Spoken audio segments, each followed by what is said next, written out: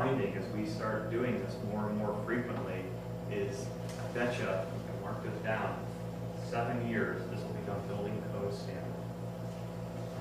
I truly believe that. I think this will just become a normal process for designing. It's just smart design. Okay? I mean, that's really what a lot of this is. This is not going over and above. I mean, it's a 1%, okay, for the actual materials throughout the building. That's nothing. We get better at understanding the actual process itself. I think the time constraints will come down and the prices will get a little bit better for that.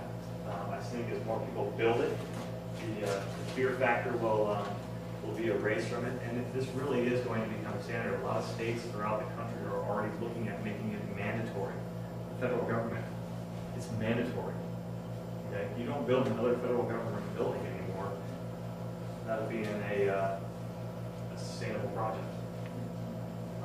Just a brief question. I mean, given how difficult it is to truly predict what the spike in energy costs is, where it's taking us, did you still, though, have a sense of what your aggregate energy savings and potential cost would be once you went through this whole exercise? Is that this initial exercise? Do you have a sense of where you might be saving? Yes. Okay. What are you doing on the building management system? What does that refer to? Lighting and thermal comfort controls. That's the sensing that the conference room is full and the staff area is vacant and transferring the air over. I mean, that was a 50% reduction in tonnage from our mechanical system. For $6,000 every, I mean, how much is a ton? Is it $1,000 a ton? Something like that, $15,000, I paid $6,000. That's a good return on investment. So, payback benefits for using this specific type of equipment for the company, 2 years, if not less.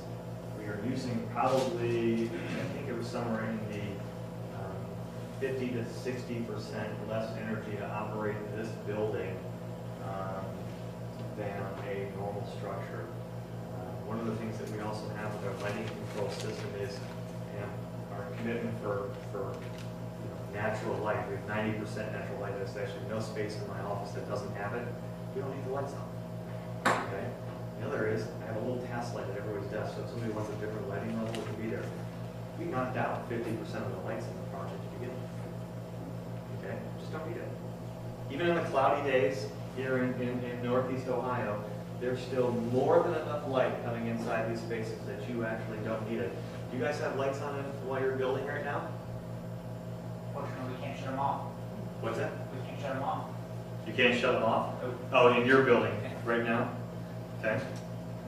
Anybody, I mean, you have occupancy sensors. I was just walking through the Greater Cleveland Partnership, Cleveland Plus Cozy office spaces. As I'm walking along, the lights are flipping on, because the sensors are actually sensing you outside the door. I don't know if that's really what it's supposed to happen. It's literally they're turning on as we were reviewing the space.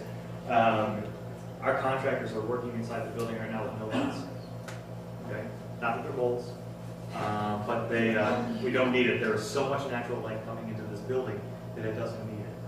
That's one of the benefits of doing all the daylighting is you actually can greatly reduce the electrical load. I mean, for us, the biggest thing is technology and running our computer systems and all of our printers and plotters, scanners.